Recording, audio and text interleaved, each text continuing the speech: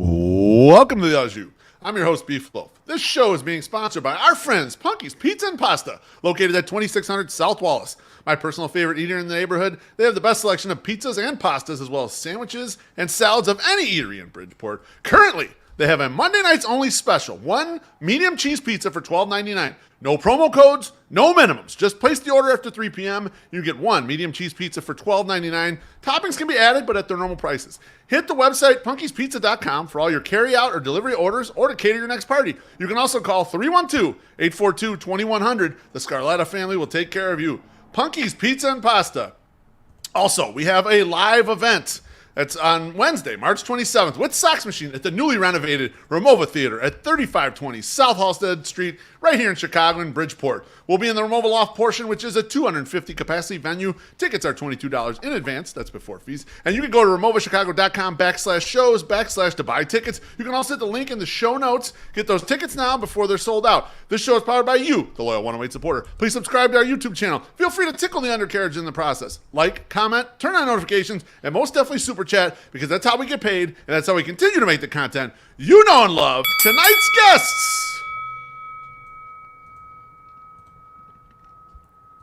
They are 2/3 of the power trio known as From the 108. Chorizy-E and MySoxSummer. Welcome back to the Au Jus, my friends.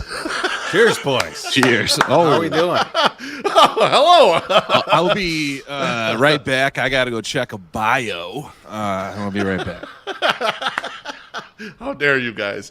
Thanks for joining me tonight. This is an unusual Au Jus. Usually I'm doing interview style, or Chorizy, you and I are tearing apart some. You talk a lot of shit, MySoxSummer. You know why you're not on? I'll tell you why you're not on. Too good. You don't hit the type of stuff that I'm interested in talking about. And the things that you do know that would be interesting for this show, I don't want you giving away our fucking secrets to everyone out there in the streets, okay? There's some things that you know that is be interesting to people. I don't want you telling. You got to keep secrets, motherfucker. People be talking. You know what I'm saying? They be talking, though. People be talking like I'm such a dick. Like, oh, you can't get on the Au Jus because you're too stupid. That's what they say. That's not it. That's not it. You push it out there. No. I'm actually too smart. I do not. Too smart for the Too Au Jus. smart. I get it. I get well, it. Some stuff. You're too smart. You know a little too much. All right, tonight we're going to do a history of the 108 Tourney. Everyone knows the 108 Tourney bracket reveal show is Thursday, 8 p.m. Central Time. That's in the place of the normal podcast. So the normal podcast goes away for this week, but we'll still be doing stuff in that time. It'll just be revealing all the brackets. But tonight I figured, let's go through some history. Let's talk about what we've done over the last, this will be the 7th 108 Tourney bracket, the 2024 bracket, which is hard to believe, right? I mean, it's hard to believe we've done that many fucking versions of this shit. And that, it was a different era when we were doing that. So I want to start with the idea. In your estimation, how do we spawn this idea? And MySoxSummer, I'm going to start with you because I think you were a little more cogent on the night in which the idea came about than Chorizy might have been. I'm not saying. I'm just saying. So just to remind you of the day that this was, if I recall correctly, this was Baderbrow, right? We were still sponsored by Baderbrow. Yep. We did a meeting there.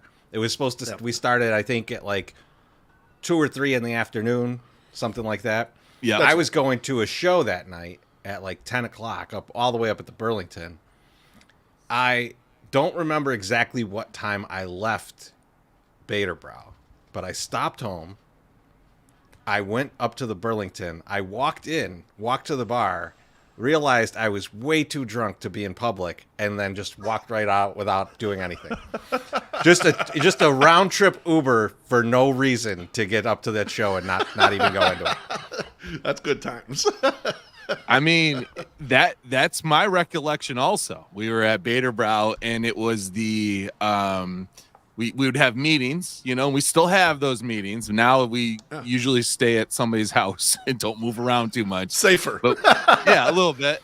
And we went to Baderbrow, and we were just drinking and drinking and drinking. And this Fruit Tsunami was definitely on the bill, and that is the mind eraser. And then there was a purple one, and I don't remember what it was called. That was the Imperial. That was the Imperial IPA. Lager. That was like there's literally it's a lager. Yeah. Yeah, it was an IPA. Yep. It was like Imperial Lager, and it was IPL, it was like a 1,000,000%. It was 8%. It was like 10%, guys. It was like drinking Steel Reserve, but that tasted good. And I was gonna say this, that we needed to get like some Steel Reserve, like just for tonight, because it would remind us of the Imperial Lager. But yeah, no, we were totally hammered and like just very drunk. And I remember at the end, and I think I remember this mostly because we've told this story and people have asked this.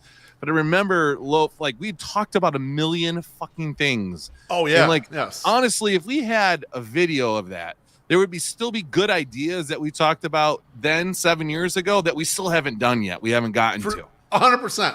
All the meetings are like that. We'll record everything now. Now we'll grab all the notes. We don't get to half of the shit we do. No.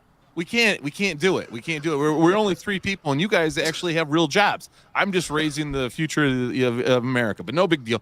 It's not really a job. I don't get paid. But yeah, no. So we've gone through all these goddamn things, and then we're gonna split out, and we're hammered. And there's like, all right, and Loaf goes, "Yo, I got one more idea," and we're like, okay.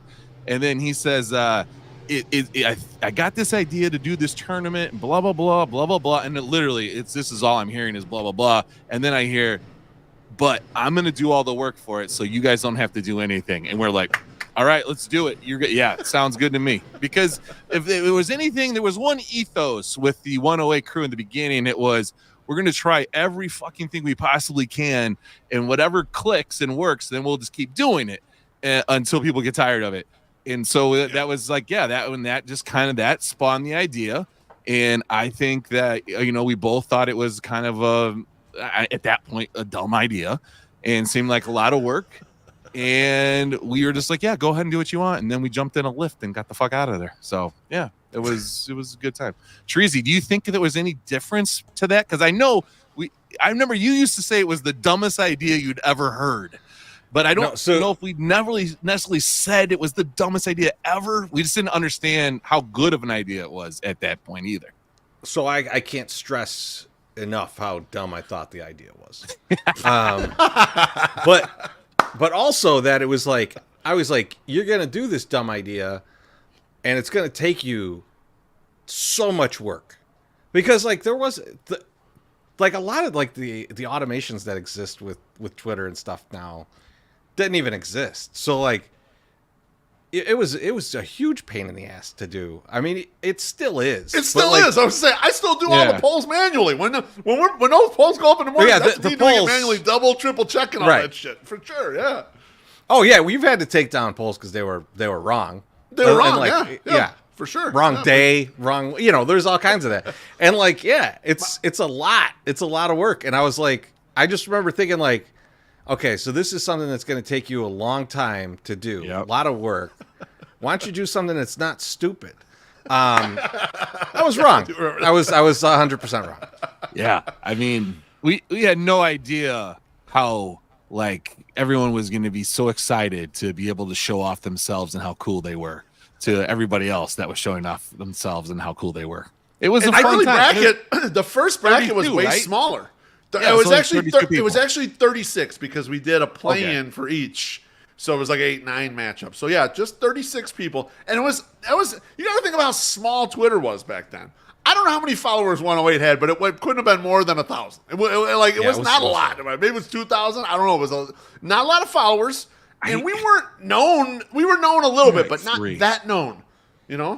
Like I feel like we had 3,000 followers. But you think? Okay. Beef, I think that's the thing, though. I think what we didn't realize in this is that, like, when you take all these different people that we did, and like you said, it was small, but like you take all these different people, and they're all from like different corners of the internet, really. Right. And they have their own followers, and they have their own people, and like so when you start to when you toss that salad, you start to intermingle a lot of people that normally wouldn't. And like, I think that's where it really kind of grabbed a foothold, because it was really like, okay, now all these different people are interacting. We're seeing a lot of stuff. There's some shit talking going back and forth. There's some people that are like really enjoying themselves.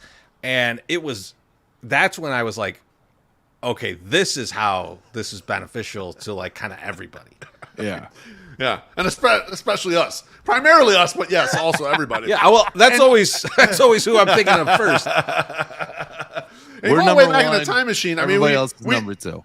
We thank this guy for a lot of stuff, but you got to thank White Sox Dave for one, being game for being part of it and actually participating in the old days when he was kicking everyone's ass in the tournament. Yep. But 2, retweeting polls and helping us, like, in a way, promote it because we weren't big enough to really promote it. Like, that was like it was helpful to have someone like him and Brian Billick and people we knew way back then who had bigger accounts. Oh, okay, well, this is a good idea, or pointing people towards it to go vote to it. So, always having friends is always helpful. That's all I'll say about that. Let's get to a few drinks. So I noticed we had let's do it. We had a goddamn drink before we started. Our guy Praz, he says, "Cheers, Thanks, nice seeing you and the wives at Franco's." Yeah, we walk into Franco's on Saturday night. Me, Chorizy, and Mrs. Beef and Chorizy, and there's Praz at the fucking bar. We get to our seats and we're looking, we're like, it looks like Praz, and he comes over and he comes to say hi, decked out in Cubs gear, of course, in the middle of White Sox territory in Franco's. What a dick. Good to see you, my friend. I do got to yell at Praz for one thing, though. Never apologize for arguing with me on Twitter. That's what Twitter's for. That's exactly right. Father Zoe, he says, "Here's to me losing in a sectional again. You can set your watch to it." Probably, Matthew. I think that's a likely occurrence, but thank you for the drink. Matthew. Interesting. Yeah. Andy says, "Happy tourney season, boys." Thank you, Andy. Nice. Appreciate Thanks, you, Andy. my friend. Cheers. And then cap it off with HBIC. HBIC says, "Cheer, boys. Cheers." Man. Now, do you get to keep all this because it's Aju money, or does this all go to the pool? No, this all goes to all of us. My hard work here goes to all of us, just so you know. Just making sure. Beef, I got to call out HBIC for a second, though. He's got his new show, Night Calls. It's premiering at 5 p.m. The fuck? Night Calls for senior citizens? What are we doing here? They do 6 months of promotion for the show, and then it never comes on. Like it never happens. Like what the fuck? Do a couple shows, then start promoting it. How about that? Like, early evening calls. You know what? Be more like Milton Berle. Show a little bit first before you start really promoting. Okay, like, what's wrong with you? Just show enough to win. Just show enough to win. All right, now so we get into doing the tournament. The pandemic hits, and we start doing something a little different here. So I want to ask you guys. Do you guys remember the origins of the post-game shows and kind of what really made those take off? Chorizy, you remember this? MSS, do you remember this? I'll let Chorizy go first, but let him go first. It was solo. It wasn't us doing a show together. Like this. Yeah. It was one of us had to recap the day. Yeah. And it was just on your phone because at that time we're using Zoom to like connect to YouTube. And that's how we're doing our like live podcasts and stuff.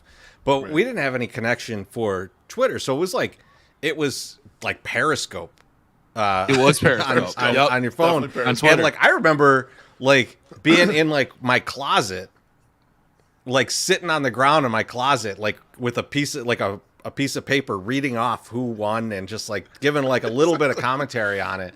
Right. And like seeing like because on Periscope you would have like the little emojis that would like you could fire, like you could like smiley faces and shit. And like I just remember like doing this and I'm like looking at the screen and like I couldn't believe how many people were watching and responding to like people winning. And I was just like, we shouldn't do this on a phone in a closet. Like this is the wrong way to deliver this.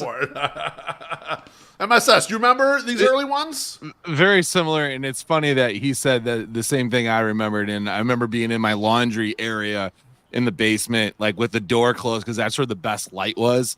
And like outfits all of a sudden became a very big deal. I remember wearing the goggles and wearing the chain. And that's what I remember too. Always had some weird ass thing on, and then this is when we got into the 108 dry fit stuff, which we're selling right now online. If you go to our website, we can get some dry fit hoodies. But that was like when I first ordered a bunch of dry fits for myself, and I wore those every fucking time because I was like, I love these fucking things, and I didn't want to sweat balls in a hoodie in my laundry room downstairs. But yes, and it was people would go at you, and you would start yelling at them through the phone too, or I would. And you guys seem to have a very better, relationship with our fan base. They don't yell at you directly. But yeah, no, I yelled back, and it was just a lot of like a play on with everything, and it was a good time. And then it got up. Then we were like, okay, like everything else went away. Everyone gets FOMO, and it's like, okay, we got to do it. All three of us at a fucking time, and we're able to do this, and that's what we're doing now. It's just fucking holy shit. This is a lot. It's a lot, but it's fun. God damn it. Well, I remember that, especially MSS. I especially remember you with the goggles, the fucking chain, and all that shit, because you're doing that, and the comments are exploding about your outfit. Then, in typical MSS form, you start fucking up names and everything, and it just erupts. And I like Chorizy mentioned, like, because I think Chorizy did the first one, and we were shocked how many people on there. And then that second one, it went berserk because they were just on you, like you're saying. You had to yell at them as they were giving you shit, but people were like thrilled with the outfit. And then that was when we were like, we got to make a deal out of this. So I remember I did one where I wore a suit. Yeah, and I think White Sox Sal still has a picture of it. And I had no pants on. But then I had the other one where I'm laying down in my living room. I put like a mattress down, and I'm laying on the floor, supposed to be sexy and everything. And Morty laid right next to me, and he's there for the entire time I'm doing this. So yeah, we just like, we were trying to do whatever we could with the limited resources we had. It was during the pandemic. You couldn't really get together. It was like, all right, go ahead and shoot this. I remember a weird thing about Periscope too, and I don't remember if it was the first year or the second year, but you couldn't turn the camera sideways all of a sudden. So it would kill the feed. If you had it sideways, it was like, you're not on, you're not fucking live. So you had to do it like, straight up and down. There was a lot of problems. The only way you could do it. A lot of problems with that software. So much technical shit. Now, we would only do, 5 to 10 minutes. It wasn't a long thing, but it was like sometimes you'd have to restart like 3 fucking times because the thing would break every single goddamn time. But that was like when we knew beyond just like putting this in a blog and throwing it out there, and then the Twitter poll interaction. People are really interested in this sort of thing. It's kind of, to me at least, the post game shows are where it kind of really set in, especially the early ones where it's just. And you're right, it's just one of us. And it was initially it was a hassle, right? You were happy when the other guys were doing it. Yeah. Oh my God. Full disclosure, right? Yeah, you were happy that someone else was doing the shit. Absolutely. Right? Yeah. You left out too that you were actually in 2020 were on the score. And they were asking you about the tournament because there was no other sports like around. And that year we set our record for the most we had the most impressions that year. Like it was this insanity because there was nothing else going on except for our tournament, your tournament. And that's a good call, MSS. That's big. It was actually Sean Anderson. So Sean Anderson reached out to me. He's like, hey, Herb Lawrence and Rick Camp are doing a nighttime show on Friday. There's no sports. Do you want to come on and talk about the 108 tourney? And I'm telling you guys, we're like, fuck yeah, we do. Why wouldn't we? Like, yeah. We know that we are. Like, and so I got 20 minutes on the score talking about the fucking made up, stupid White Sox Twitter tournament. I couldn't believe it. Something you made up, like literally, completely made up. Just completely. Don't ever think your ideas are dumb, especially if your friends tell you that after you've drinking a shit ton of alcohol. You just continue to go with it. Just fire it off and see what happens. Keep plugging, baby. Keep plugging. All right. Let's get to SPF's right. We did save the Chicago. And let's get to a couple drinks. Our guy, Shane Spagnola, he says, salute to you tree guys. So cheers. And then longtime guy, Barry Bag of Donuts, says, if I go against MSS the Tourney, I'm going to go on Cameo and pay him to do a video asking people to vote for me. Do that anyway. I'll do it. Definitely do that anyway. I'll do that. I think anyone that faces MSS has to do that. I think that's a great I mean, I will do it. That's the new thing. It's not even really a question. All right. It's definitely going to happen. So the tournament starts getting popular, and we start experiencing a little problem in the tournament polls. And that's people cheating using bots. We had bots, and more bots. Chorizo, do you remember how this started? Do you remember where it started with the bots? So I vaguely remember that, like, because it's happened so many times now. I vaguely remember, like, there was a matchup. Someone DM'd us, and they're like, dude, this matchup just moved like 1,000 votes in one direction. And then it, like, moved back. And I want to say it was, like, someone... I'm not going to name any names. I want to say it was, like, someone two people we knew. Yeah. And the one dude was like, I was just messing around. I didn't mean to cause, like, all this. I I bought them on the other side then, and like it was almost good that it happened because it like kind of opened our eyes to it. It also MSS, because you and I had these conversations. We started looking after the bots thing. We started looking at people who have like accounts with like a lot of followers. Oh yeah. But like get no interaction, and we were like, "Oh man!" We started like separately then from the tournament. We started like just like me and MSS especially were just like talking to each other, going like, "Check out this dude." Yeah, that those are bought. Those followers are not real. This motherfucker's got 40,000 followers and gets 6 likes on a post. Sure, it's something we probably should have been aware of like that this is out there. But it also is like, why? There's not a prize. Right, why would anyone do this? And like, and obviously, like, if you don't put anything cool out there, like any good content or anything, what are you trying to even like say was the impetus to you winning? But then what we started to realize was that after the first year, when the first year was pretty like innocent, like people just fucking around, that there were some people that would try and do it to like get to the next round, but probably found it not financially viable to keep doing it for the whole tournament because there's again no prize. But then it was just like in the later years of it, it was just like, no, I think these things are just getting hit by bots because they're popular polls. Yeah. Like, so we had ones where we're like, we know no one would have done this, and like. Yeah, maybe someone was being malicious and was like, "Oh, there's fuck these 108 guys." But I mean, really, are you spending money on that? Like, we're not really the other person. You know, like and actually, it doesn't hurt us one bit. Sabotage botting too. They'll be like, "Oh, so and so just used bots," and they're like, "Yeah, but that person wouldn't do that." Yeah. Well, what we decided though, like too, when all this stuff was happening, you know, especially and still right now by name recognition, Bonnie gets the most shit for the bots. She was not the first person to use them, and certainly not the fucking last one. She shouldn't get that much shit about it. Yeah, okay, there was some. I still don't think, but a lot of people. I still don't think Bonnie actually used them. Did it herself. No, I don't think she did it. But like, that's the other funny thing about it is like if you're friends with a bunch of people who are like software engineers and shit, like they might just be like, "Oh, I want my friend to win. I'm gonna run a script and just make them win." Like that's not your fault. So, you know. But like and we saw that I forget who it was. It was a separate year from that. But like someone was in it. It was like their first time in it, and like they like messaged us like we didn't do this. Like I see what happened. Yep. We didn't do it. And it was like, oh yeah, obviously you didn't, but like probably someone you know was like trying to help you out or something, which is fine. You know.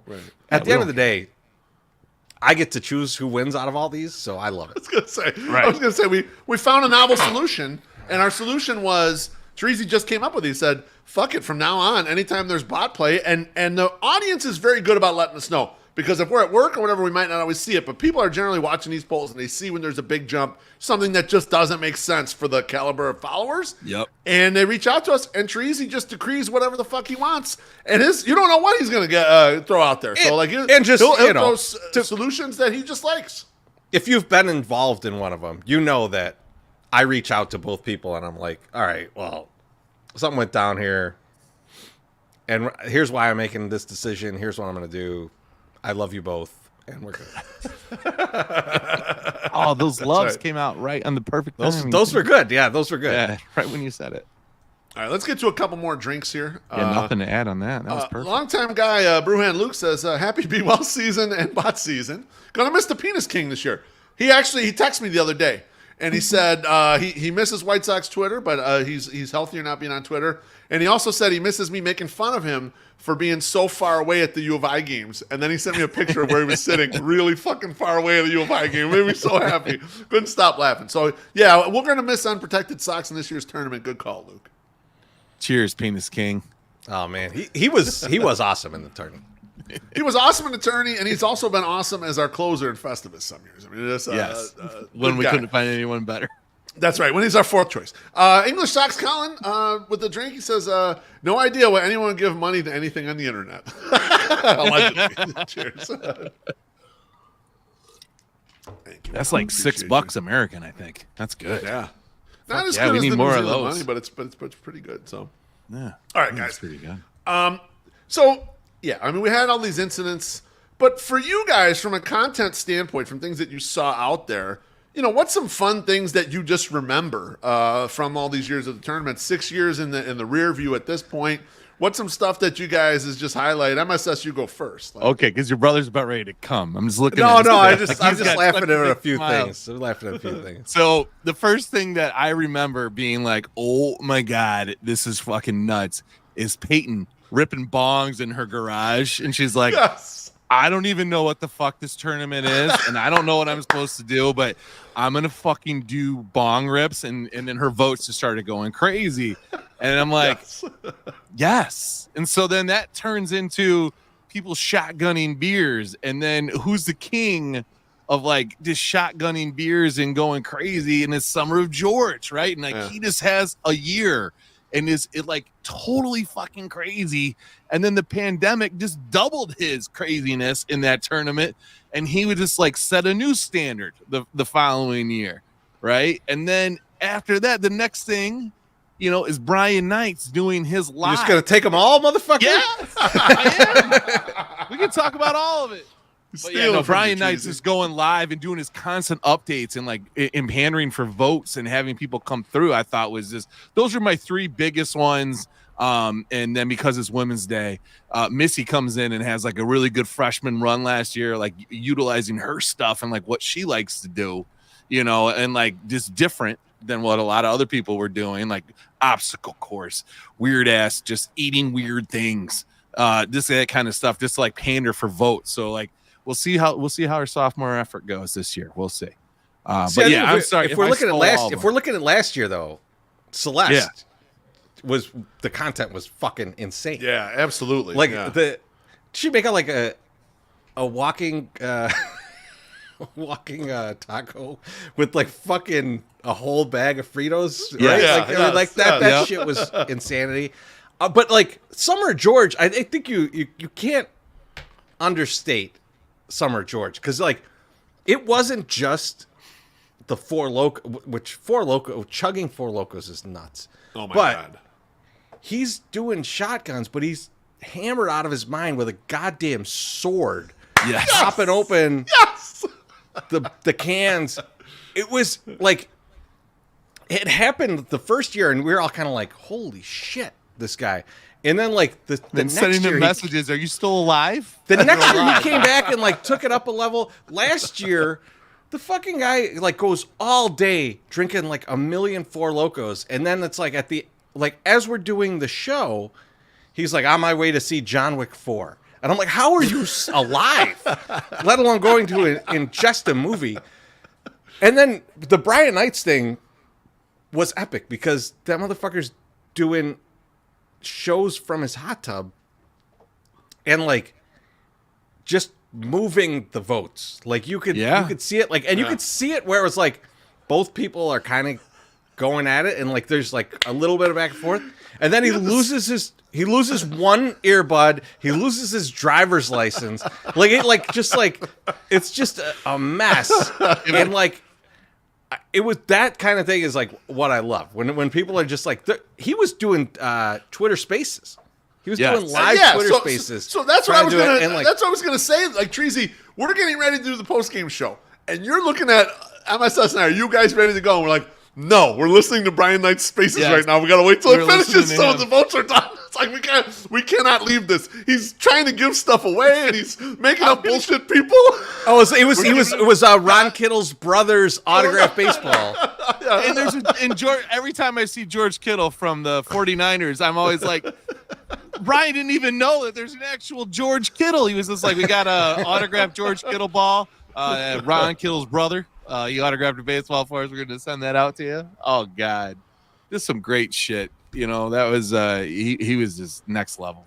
Yeah, I mean, there was tons of creativity. People were coordinating together to do stuff. People who were like working in cahoots and they would do videos together. I can't remember if the Easter egg hunt hot dog eating by Nam was that or it was a separate thing, but that was also another fucking crazy ass thing. I was going to get to Nam. To Nam because Nam...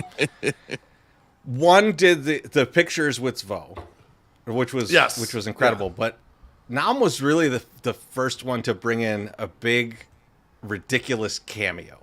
Yes, which was the guy who played Vito on Joe Canascoli. Yeah, Joe Canascoli. And that one was insane. And 18 minutes long. That rolled into. Oh my god! Like he was like, I want you to get your money's worth. It wasn't quite LA Beast doing like 30 minutes for us, but like that one was incredible. And then it kind of like rolled into like everybody started getting these cameos and Senior Sox getting Evan Stone. Amazing. And amazing. Evan Stone singing My name. Yes. It was fucking incredible. Now that, and I remember, I still remember. I got to tell a quick story on that one. So the Evan Stone thing, he's doing that. Chorizy-E's looking at it, and Chorizy asked me, "Is this guy like a professional wrestler or something?" And I was like, "Of sorts." Does use his physicality in a way. He's an actor. Yes. Yeah, he's definitely rolling around. But yeah, I think you guys are right. Like the content really took the step in the COVID year, and a lot of it was Summer of George, like lifting up the level of the swords and everything. His dogs were involved in some of this shit, and like I still remember we're in the final. Tequila. Yeah, baseball bat at Tequila. We're in the Final Four. I'm going against him, and I forget who White Sox Dave's going against. And Dave's winning. And the year before, we had faced each other in the championship, Dave and I. And Dave reaches out to me, and Summer, George, and I are neck and neck. And he's like, "Bro, you want me to retweet votes for you, you know, so you beat this kid?" I'm like, "No. Fucking let him. If he's going to beat me, fucking let him win." Because his performance was too fucking legendary. How can you you needed that guy to get to the championship. And he got the closest anyone got with Dave. I mean, like when Dave was still I think you give it one more year, George would have beat Dave. He beats Dave eventually. Yeah, I think he beats him eventually. Yeah. So. Lucky Spag noted Baloney versus Wife last year was awesome. It was. Yes. There's no question. Yeah. The sex tape was unmatched. Yep. That's the creativity we're looking for in this thing. That's good stuff. Okay. All right, so last last question for you guys. What do you guys think about people opting out of the tournament, threatening me for not putting them in the tournament, and in general the amount of stress and drama that surrounds the 24 hours after we release these brackets? Any memories, any thoughts, any different things you got? Chorizy, you go first. So I think the opting out, like I get in some cases, right? Like when there's like, because there are some Twitter beefs that go beyond Twitter. Correct. And it gets personal in a really bad way. And like, yeah, we don't want to promote that. Like so we appreciate like if someone's like, hey, look, this shit's going on, just don't put me in. All good. But if you're just putting it in because you don't want to create content, or you're worried that someone's going to be mean to you on Twitter, come on. Get over it. People tell us to fuck ourselves. People have predicted our deaths. Yes, they have. Yeah. Our heart attacks. It's gonna be fine. It's people you'll never meet on the internet. So that one aside. But then what were the other two ones you wanted to talk about? Sorry, I'm a little hammered. Oh, no, I just people threatening me, and then the threatening you. I love that. Hours afterwards. Well, I love that. But I actually we were walking to go to dinner the other night, and I turned to you and I said, "How many hate unfollows you think you're going to get this year?" And what did you tell me? I think I said dozens, something like that, right? 30 50. Maybe 50. Okay. 50? Yeah. And you said you'll be up for at least 3 to 4 hours after fielding hate messages. That's correct. That generally happens. Yeah. I have to say, I love that.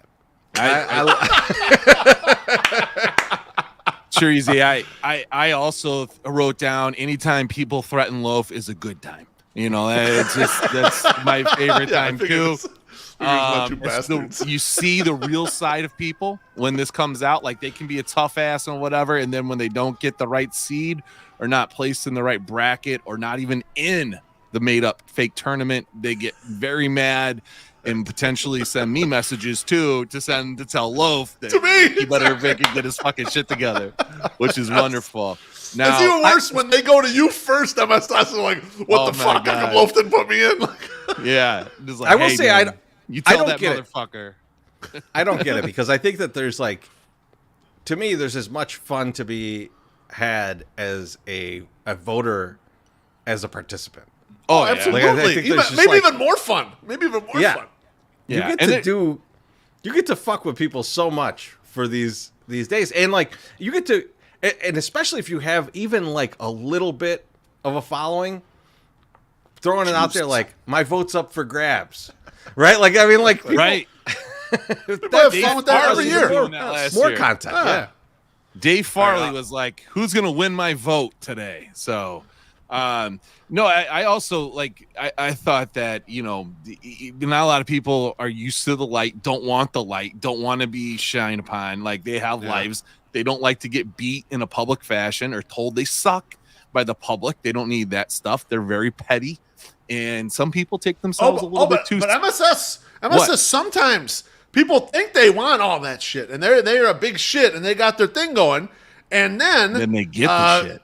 Their name's Bears Fanatico gets panicked that he's in the tournament and tries to reach out to Chorizy and I to get him the fuck out. Now, we were getting other people out because there was like 4 other people, and my man's nuked his account. He nuked his goddamn account. He did. That was blow up crazy, right? And it wasn't. He blew it up. It was like, and it wasn't like a situation. We just hadn't gotten back to him yet. Like, okay, we'll get you. Because if people ask to be out, we get them out. Like, we never told someone. Fuck. Well, it's funny because there's a few people I would tell fuck you, but not most of you. We were legitimately out. We were out together. Yeah, that's right. And didn't see it. And when we saw it, we were like, oh, let's give him a message back. And it was like, that doesn't exist anymore. It's gone now. See you later. But I also like the petty people. I like people taking themselves too seriously, because the fucking get along gang shit does not do good numbers for us. And I can't sell this shit if we don't have good numbers. So that's all we need. I like this idea. A lot of hate. I like this idea. Joey P says, Beef, can you read some mean tweets from this year from the haters? I think that might be fun. Yeah, I'm happy to do that. Well, if they're tweets, but normally it's DMs, and it's DMs usually, and I feel sketchy about putting DMs out there. Like, people can talk shit in a DM. I don't really want to put that out in the streets. Maybe you can put the Ask Me the Anonymous thing up, and people can make some comments that they want to make. That's a good idea, MSS. Maybe do that. Press says he still keeps in touch with Juan. Bringing up 108 around him is dangerous territory. I don't know why. I didn't really do anything, though. But he don't like us for that's Mexican on Mexican hate. I can't believe it. Matt Zawadzki says, "Can I please answer some of the hate messages for you?" No, I'm fine. I don't really. It's a little stressful depending on who it is, but like after a while, I don't care. And then Mrs. Beef says again, "There's no prize for winning." That's correct. It's just clout, but clout is important. People chase clout. There is a prize. There's a prize. I sent a trophy. It's good. That's stuff. Right. All right, that is all the questions I have for you guys. Now, MSS. Would you kindly give us a preview of who our sponsors are this year for the 108 Tourney? Abso-fucking-lutely, Loaf. And let's start off with the number one. First up. Here we go. First up, our first sponsor ever, longtime friend of the 108, Wings and Rings, located at 3434 South Halstead in the heart of Bridgeport. It's the Sox fan go-to for great food and drinks pre or post-game. Justin and his crew are there for you to get you fed and watered before the game. They'll even drive you down and back so you don't have to risk it. They have a daily and game day specials, so stop by today. Now, all during the tournament, even on their carry-out orders and in-house, 15% off all orders using the code 108 Tourney. So if you use the code 108 Tourney when you order online for pickup, delivery, I think it's just through them though. Don't try third-party shit, because that kind of fucks everything up. So if you pick that up, go to pick it up, you can get 15% off. Another thing that they're doing every Saturday, and I confirmed this with Justin when I met him last week, every Saturday, $2 tall boy. So even when there's a goddamn White Sox game, you can go in there and get a PBR. I think I got it written down. It's PBR, High Life, and Old Style. For $2. So man, $2? You can get really shit. $2. So you can do all your beers will be $2 a piece. Yep. And then food 15% off. 15% off. Oh man, fuck, what a deal. Just a great, unbelievable deal. There's no reason. If it is raining, it is cold outside, there is no tailgate. Get your ass to Wings and Rings and then fucking go over there and start eating. All right, second up. Hell yeah. For the second year in a row, we welcome the Riz King, Riz Galani from the RG Group / Dreamtown Realty. Riz has been a top producer in Chicago since 2009. Folks, that's 14 fucking years, okay? He is the #1 realtor in the city of Chicago. If you're looking to buy or sell, Riz can help you out. 95% of Riz's business comes from referrals. That's how fucking good he is. He was my guy too. So yes, he was a referral to me and we referred him to other people. So head on over to rggroupchicago.com and see what Riz and his team can do for you. That's right. The Riz King is back, boys. And I love Riz. So if you're moving to the South Loop, if you're moving to the South Loop to follow the Sox, fuck yeah. Call Riz. He knows everything. And also, if you're looking for commercial property, you want to sell some commercial property, he's real big into that. Rental units, stuff that you're buying for an investment, Riz is all over that shit. This guy does everything. Now, any of the people that are yelling at Beef in the DMs, if you want to move out of your mom's basement, yes, call Riz. Looking for an apartment.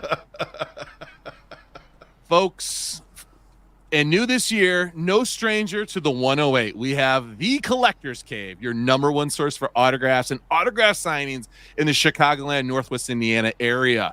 We've given away tons of VIP packages from these guys anytime they're at Wings and Rings doing something. They always give us VIP packages and regular packages to give to our fans. So you've definitely gone and seen some of their events. They have White Sox, Cubs, Blackhawks, Bears. They get everybody. And just announced they're having 6-time UFC champion Randy Couture. Head over to their Twitter for all their details and follow them at Collector's Cave. And tickets are available at their website. Make signings fun again. So, yeah, that's new this year. The Collector's Cave. Go follow them on Twitter. They got less than 2,000 followers. Let's get that to about 3. Let's get that to 3. I gotta ask because you're a big White Sox Dave guy. Are you willing to take a kick from Randy Couture in the back of your leg? Absolutely. Are we going to get why this not? video? No. I am too old. I got this one here with me too, and she's wearing a sponsor T-shirt, but from another thing. So we can't talk about the T-shirt. We can't show it on this. On this. Not show. on this stream. No. We'll don't you put that down? One. She's trying to put it up there. She's trying to put it up there. No, don't. We don't cross streams. We don't cross streams on this thing. Can't do that. I got to teach you these things. All right, boys. For the moment everyone's been waiting for, because now we're going to announce some stuff. So we're going to do the #1 seeds in each bracket. Now, I would like to get your commentary after we get through all the #1 seeds. If you got anything to say about these #1 seeds, I would love to hear it from you, and commenters, same thing as it's going. Go ahead and splash me with them. The #1 overall seed for the 2024 108 tourney, and that is in the Here's the Thing region, is the defending champion, Alley White Sox. #1 seed, Here's the Thing region, Alley White Sox. In the Whiskey Gotcha region, the #1 seed and the champion of this bracket last year, Senor Sox. Senor Sox is the #1 seed in the Whiskey Gotcha region. Up next, in the Sunday Soak region, aptly lined up with some Zin and some Miller Lights, some Grace Tasting Less Fillings. That's Brian Knights will be the #1 seed in the Sunday Soak region. In the newly created Summer of George region, for him retiring and his great performance in the tournament, the #1 seed in the Summer of George region, that is Missy Carroll. Missy Carroll, #1 seed in the Summer of George region. Next up is that Classic View region, and that is a region where you have to have 500 followers or less in order to participate. 500 followers or less in that Classic View region. And the #1 seed is Jared Ingersoll. #1 seed, Jared Ingersoll, that Classic View region.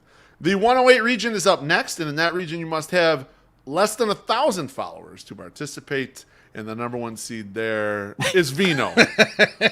Vino is the #1 seed in the 108 region. Picture. There's so many good pictures of Vino, like it was tough to decide which one. The mug. The best dad ever mug. I mean, he's not a father as far as I know, but his he is dad daddy. parts are just barely hidden right there. Next up, we got 2 left here. Next up, in the Wave Sucks region, a guy who's been much maligned, very controversial, Matt Crawford is the number 1 seed in the Wave Sucks region. It's hard to tell, what's going on in this picture, but like, I don't know. The word on the street is, there's some allegiances, that are a little misguided here. And then finally, the White Sox Dave region, which is like our quasi-media region, our quasi-celebrity region. The number 1 seed in the White Sox Dave region is Celeste Spaghetti. Celeste Spaghetti is the number 1 seed in the White Sox Dave region. Boys, your thoughts on the number 1 seed?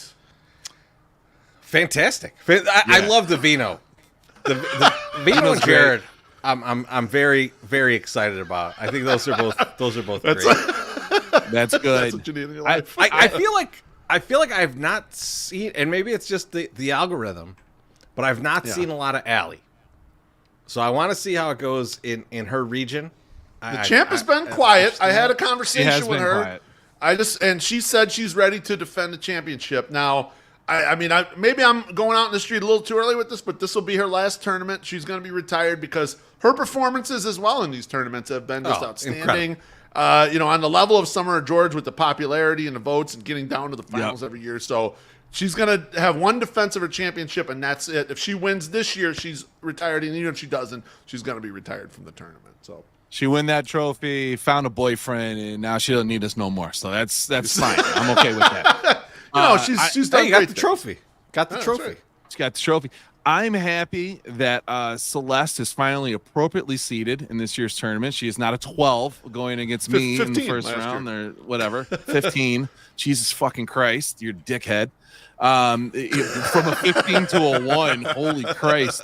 That's a huge turnaround. That's big turnaround means somebody made a big mistake. And I'm also still crying about it. You fucking pussy. You still crying about it? The people who threaten me most, MySoxSummer with his matchups. Yeah. Little disappointed you did not use a picture of Herb for this one. It drives me crazy. That's fucking weak, Loaf. And starting off on two things. We talked about it and we discussed. We're like, get the picture of him and Herb and use that picture in there. I couldn't find it. I spent an hour on Friday night looking around the internet. I could not find it. So, I apologize. That was the picture I wanted to use. Him and Herb next to each other, and then just says Jared, but then it doesn't even that's kind of what I wanted. So, yeah. It didn't Listen, happen. I looked for it too. I couldn't find it, so it would not not without fault. So you're fine. I'm okay with that. So now, who do you guys like? Who do you guys like out of these number 1 seeds to maybe take this whole thing down? Who are you thinking? Man, I mean, you're just pulling on heartstrings now with Allie, and man, people are gonna be like, "Oh, it's her last hurrah! Maybe we should let her win back to back." It's Women's History Month, so you got Missy up there too, and Celeste, both big bangers there. This is a lot, but the new guy Vino, he could rally a lot of people too. I think once people get to know him, and if he doesn't turn everybody off, there could be a lot of noise from our guy Vino. Chorizy, how about you? I think it's going to be hard to beat Brian Knights. I think he's going to be. I feel like he's a guy that when tourney time comes, he's all in, kind of like Summer George. Yeah. Where he sets aside the time and makes it happen. And so I'm interested to see how he does this year. There's some people in this tournament that are not number 1 seeds that I think could make a huge run, but we're not talking about them tonight. That's not there. So we'll get to that on Thursday. Yeah.